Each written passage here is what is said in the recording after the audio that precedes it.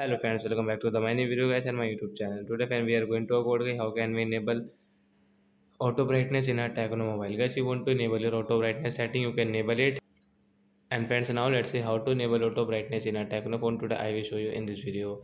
So before starting video, fan, first of all go and subscribe the channel guys. Click the bell icon, like my video. So when you want to enable your auto brightness guys, you want to use guys your auto brightness setting in your Tecno phone. So how can you use and friend, how can you enable? Today I will show you guys. So I first of all open your phone setting to enable your auto brightness. Then guys scroll it. Friends, you can see guys display and brightness setting. Guys click on display and brightness setting. Guys tap here.